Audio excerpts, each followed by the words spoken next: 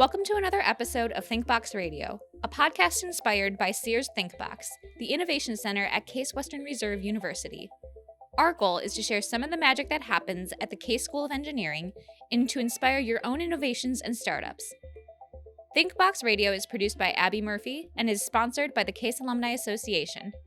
Now, let's meet our host, Robert Smith, the former economic development reporter for the Cleveland Plain Dealer. Hello, everybody, and welcome to another edition of ThinkBox Radio, the podcast of the Case Alumni Association. I'm Robert Smith, your host. Our producer is Abby Murphy, and we're coming to you today from the Energy Lab in the A.W. Smith Building on Case Quad. Those are its exhaust fans you hear. It's a cavernous lab bristling with scientific equipment. There's vacuum chambers. There's huge tanks of compressed nitrogen. All kinds of chemical engineering goes on in here. And we're here today with Professor Burcu Gurkan, a chemical engineer and a much-watched scientist at the Case School of Engineering. Burcu is trying to address some of society's biggest challenges, like climate change and the need for clean, renewable energy. She leads a team of graduate student researchers who are seeking ways to clean carbon dioxide from the air, make it feasible for astronauts to explore deep space, and build a better battery. Burcu, welcome to the show. Hi, thank you, Bob. I want you to say your name correctly for me. Burcu Gurkan. Awesome, thank you. So let's start with global warming and a potential solution, carbon capture. What is that and why is it important? Carbon capture is essentially capturing carbon dioxide from the air. As you might have heard, carbon dioxide levels in the atmosphere have been rising, and they are at alarming levels right now, and it's actually tied to global warming. So we want to maintain carbon dioxide level at a steady level. So we don't want it to rise anymore and cause further temperature rise. And so what's bad about carbon dioxide? Well, carbon dioxide is a greenhouse gas. Okay. And it just absorbs so much the sun's energy and keeps it in our atmosphere. And that's how the temperature rise happens. So CO2 is the main greenhouse gas causing climate change. Well, besides carbon dioxide, there are other greenhouse gases. But yes, carbon dioxide is one of the most significant ones. And we want to address carbon dioxide specifically because it gets emitted to the atmosphere through really large resources. So one of the emitters, for example, is power plants. So we have significant amount of carbon dioxide released through fossil fuel burning. And there are also other factors like deforestation and, just how we use the land and so on. Okay. So I think it's important that for our listeners to know that you and your team, you're not talking about emissions here. You're trying to reduce carbon. You're trying to capture carbon that's already in the air. That's right. So we've already emitted a significant amount of carbon dioxide. And at this point, it's simply not sufficient to capture the CO2 that is being emitted. We need to take a further step and try to remove the carbon dioxide that is already emitted, that's already in the atmosphere. Okay. And that's even harder to do. Okay. And would that give us more oxygen, fresh air? Well, that will hopefully remove some of the excess carbon dioxide in the atmosphere. Okay. And I mean, I don't know if you would call it like more fresh air, but definitely, I guess it's the same air, just same oxygen level. It's just less carbon dioxide. Okay, less carbon dioxide. So we have too much. We have too much. We have about 410 ppm. And it sounds like a very small number, but it is... It sounds like a small number, but it's significant. It's significant, yes. And it keeps growing. It keeps growing. Okay. And that's bad. I think we all get that. Yes. Okay.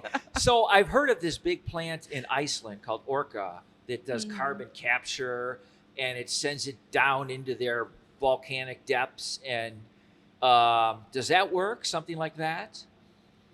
Yes, so Orca plant has been operational for quite some time, and the carbon dioxide is captured from the air and stored underground.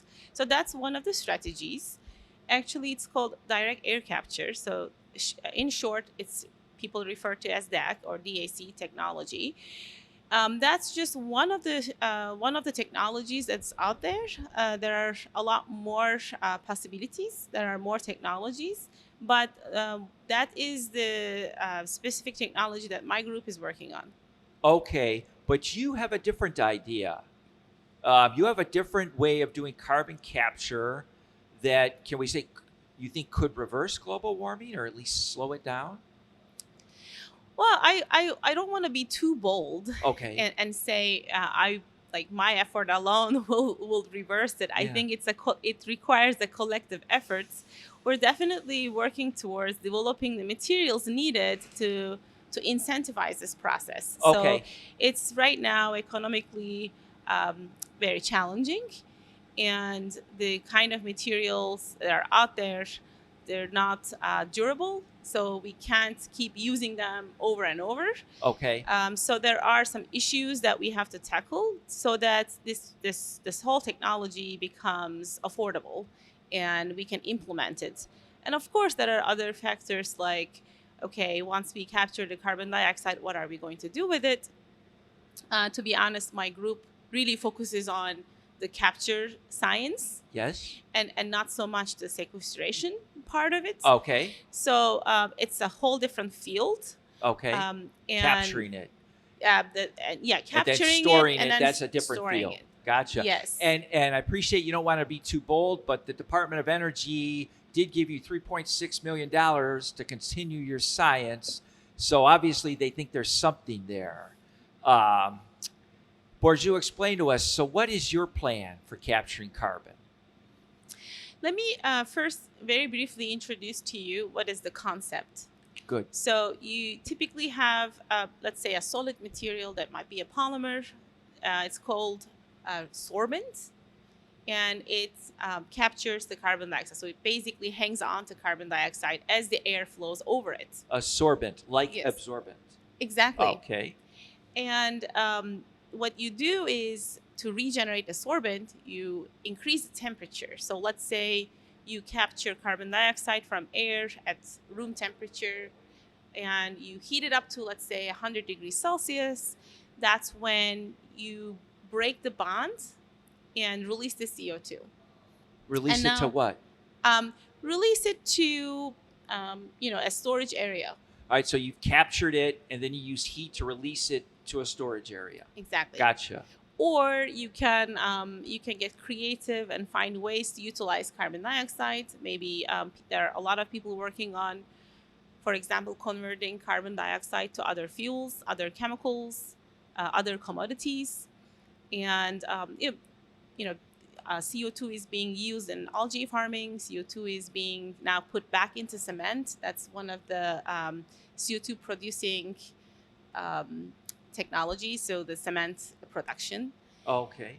And so there are different ways that people are exploring. Definitely for true direct air capture, or I should say negative emissions, we have to be sequestering it, not reusing it, right? Because Right. eventually it will find its way to the atmosphere again. Okay. Sure. So the holy grail, I would say, is to sequester it and sequester it safely.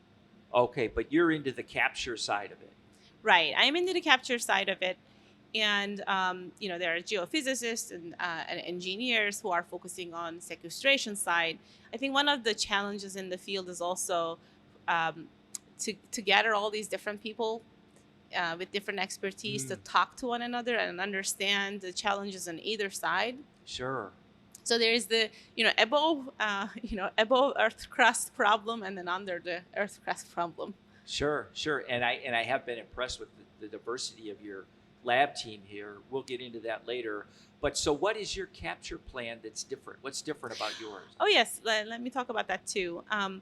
So these sorbents that I was mentioning, they require a lot of thermal energy. I mean, how are you going to get them to 100 degrees Celsius? So you need to give thermal energy. And the common source of that kind of energy is, unfortunately, again, power plants. So there is hot steam in power plants, and that's what you expose your sorbents to, and that's how you increase the temperature. Now, if you don't want to do that, Because that's polluting. sure, because if you want to operate a DAC plant, it will require some energy because, like I said, it's very challenging to remove carbon dioxide from air. So it requires some energy, and that energy has to come from somewhere. And we don't Okay. want it to come from fossil fuel burning because Okay. it's going to create more CO2. Okay. And so our approach is to look into renewable energy sources like electricity and electromagnetic waves, kind of like microwaves. Microwave Mhm. radiation. Yes. So instead of convectional heating, we have microwave heating, which is we expect that to be much more efficient. And there are different ways of measuring this, but we are right now very focused on the science aspect of it. Can we even do this? Can we even accomplish this using either a conventional sorbent or a liquid like what we are focusing on?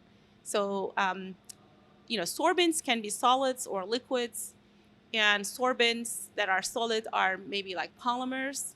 But my group specifically focuses on these unique type of liquids called ionic liquids. Ionic sounds salty. Exactly. So they are essentially salts, but they melt below 100 degrees Celsius, and Ah. most of them are liquid at room temperature. So um, these are liquids, but because they are also salts, they're made entirely of salts. They don't really have vapor pressure. They are not flammable as a result, Okay. and that's what's really nice about them because they're considered green solvents or benign solvents. Oh, green solvents, like it. And they will capture carbon? Yes, they do have high CO2 affinity, so they have good CO2 solubility, and we can further functionalize them to increase this capacity. And so they can capture carbon, and it doesn't take much heat then to renew them, to use them again. Is that what you're saying? That's correct. So one advantage of ionic liquids is through functionalizing them, so through basically changing the chemistry of them, we can make them absorb CO2 and then release it and regenerate our liquids at much milder temperatures Okay. compared to some of the sorbents out there. Okay. But we are, I think, the most recent DOE award is really about not just increasing the temperature by convectional heating, but how can we cause a change in the structure of the liquid in such an efficient way to release the CO2? And we figured that use of microwaves would be beneficial in this case. Interesting. So, I mean, if you must have used the microwave. Yes. And you noticed how fast Yes. you cook your meal or how fast the water boils in a microwave. Yes. So that's efficiency, right? Yes. So sure, our material will heat up as a result of microwave exposure. So we'll have some irradiation. But there are more complex mechanisms underneath it that we're exploring. And even through microwave heating, we achieve the desired temperature much faster, and it's much more targeted. Because if you ever use a stone oven or stove top, you have this bottom surface that is directly seeing the heat, and then you're waiting for the rest of your food to come to the same temperature, right? Yes. It takes heat some up. time. Whereas in microwave, the microwave works on the entire volume. So it is, basically this energy gets through the entire volume much faster. Interesting. So you have a quicker, greener process, maybe. This is Sure, what you're working on. Let's not forget that it assumes we have renewable energy source. It assumes that we have electricity. And the current way of producing electricity is also fossil fuels. right? So it requires significant investment in renewable energy for technologies like DAC to come alive. Sure. Okay. Maybe solar power, maybe wind power to power Exactly. this? Yes. Okay. So what I mean by renewable energy, solar energy, um, and that actually brings me to the other part of our research that has to do with energy storage. The capture. Energy storage for renewable energy. Oh, you're talking batteries now. Batteries. Okay. Yes. ThinkBox Radio is brought to you by the Case Alumni Association, which represents the engineering, science, and math graduates of Case Western Reserve University. We're the oldest independent alumni association of engineering and applied science graduates in America. Have you heard of us? If not, you've heard of our graduates. Case grads include Nobel Prize winning scientist Paul Lauterbur, the inventor of the MRI, Craig Newmark, the founder of Craigslist, Andrew Whitty, the creator of the smartwatch, and Julie Louise Gerberding, the first woman to lead the Center of Disease Control. At Case, we're proud of our spirit of discovery and innovation, which is why we support ThinkBox, the world-class innovation center at the Case School of Engineering. So Before you get to the batteries, I want to stick with this ionic liquid technology for a moment, because the Department of Energy is not the only ones interested in this. NASA is also interested in your science. You received a $600,000 grant from NASA for what they call transformational solutions to high priority needs in the space program. What are they hoping you can do for them? it's a very similar concept. We want to remove metabolically generated carbon dioxide from cabin air so that astronauts can breathe. So you they want to can- remove carbon dioxide from spaceships Exactly. Yes. using this same process that you'd use here on Earth. You know what? It's not the same process. Oh, okay. A little different in space. I It- should have known. It is different in space because there is no gravity in space. Ah, So, like I mentioned, ionic liquids, they are liquids, and we know what happens in liquids in space in the lack of gravity. They just float around, right? yes. That makes it very challenging to operate a system that basically flows liquid. Yes. So it looks different in space, and that's part of the reason why we started to encapsulate these liquids in a polymeric film or in membranes Okay. or in the shape of capsules, so that we can actually utilize the same great materials for carbon capture now in space. Okay. And if we are going to colonize Mars or do deep space missions, which they're talking about, that would seem important that they can freshen the air on a spaceship. Yes, I think one of NASA's priorities is within the Artemis program to have sustainability in space. And when we say sustainability in space, we mean human presence. Okay. Right? So the first step is having presence on the moon, and then explore further. And the only way to achieve this is if we figure out a reliable breathing air source. So the current technology that NASA uses are, again, these sorbents called zeolites, Uh-huh. and they are these materials that create dust over time. So I mentioned that the physics of the sorbents is that they absorb carbon dioxide and then you heat them up Mhm. to release the carbon dioxide, and this is a cyclic process. Now with zeolites that NASA uses, they actually require to regeneration temperatures of even greater than 100, Oh, 300 degrees Okay. Celsius. So they need even more heat They need even up in more heat. space. And because the material goes through this high heat and high temperature, low temperature cycle, Yes. it creates fractures in the material. Oh, and they get and- dust in the air, and they don't want Right. that. Right. It gets dusty, and the dust kind of moves to downstream equipment, Okay. whatever is after the carbon Okay. dioxide removal assembly, and that creates some damage to the other equipment, and Oh, that sure. means the astronauts have to maintain have to do maintenance on those equipment. I could see why they're interested in your science. It's faster, it's cleaner. They're saying, go, go, go. Yeah, so our NASA project is a little bit different than our DOE project. So we are still using similar concepts of liquids, but we are encapsulating them, and I already mentioned because of the microgravity conditions. And the way that we encapsulate them is we put them in membrane supports. So when you go to a membrane, that's different than a sorbent, and it operates differently. So membrane separators, what they work like, almost like a filter in our HVAC systems in house. Okay. And so the typical membrane would essentially, let's say a typical membrane would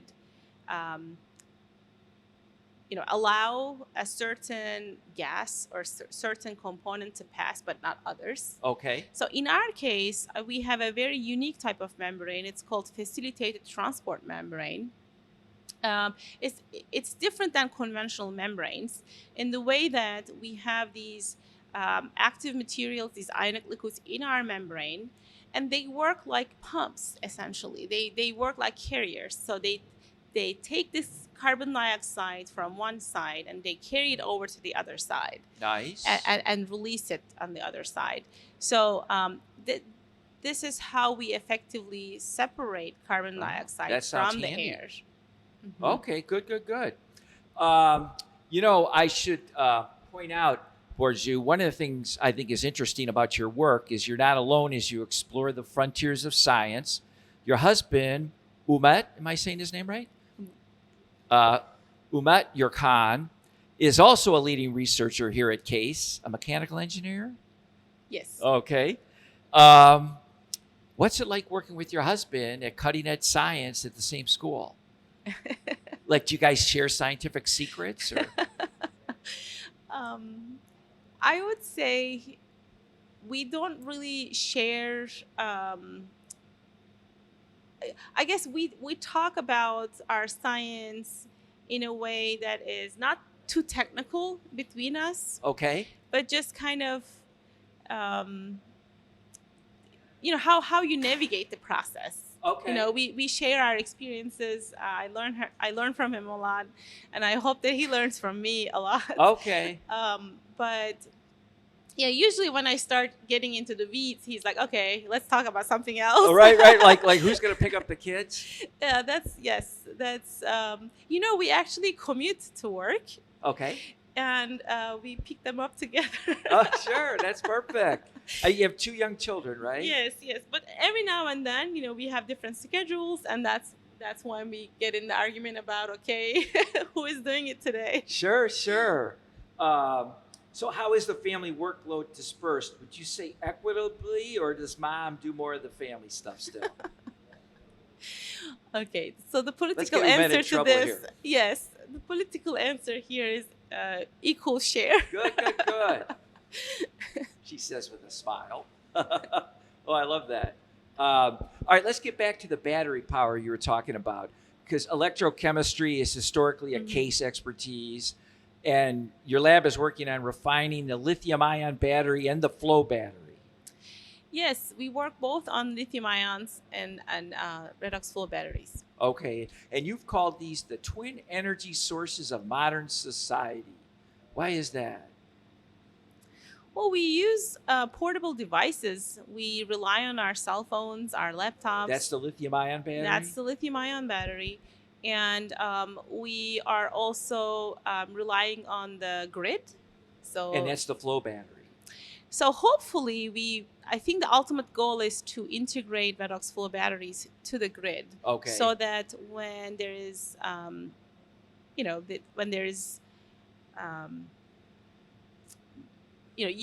you produce energy, and if you don't use it, it's wasted, right? Yes. So let's say you burn fossil fuel, you produce energy, and if you don't use it, it's gone. Yes. Or, same thing. If you have solar energy, When there is sun, you produce it. If you don't use it, it's wasted. Yes. So you have to figure out a way to store it. Mhm. And ideally, we would like to store the energy that is harvested by solar panels, and then store them. So when there is no sun outside and people still want to, turn on their lights Yes. in the evening, they can do that. So redox flow batteries are quite different than lithium ion, as you might Yes. imagine. So that's kind of a mega battery, and it's been developed here by your colleague, right, Professor? Professor Bob Savinel. Yes, who's kind of a world-renowned leader in that kind of battery. Right. So I think when I first joined the faculty here, I immediately connected with Bob, Okay. and he's been a great mentor to me. Awesome. And we start talking about, my ionic liquids and his flow batteries. And we thought, well, why don't we use these liquids as our electrolytes in these kind of batteries? And I'll tell you why that's appealing, because, traditional batteries use either aqueous electrolytes, that is water and some salt. Okay. And water has a limited, stability window, so you can't do the kind of chemistry that you want to do to achieve high energy density. Before you get to the reaction of your interest, you start to break down water and generate hydrogen and oxygen, which is not too exciting for energy storage purposes. And if you use non-aqueous systems, your typical conventional organic solvents, they are volatile and they are flammable, so they pose safety risks. And they are not, inherently,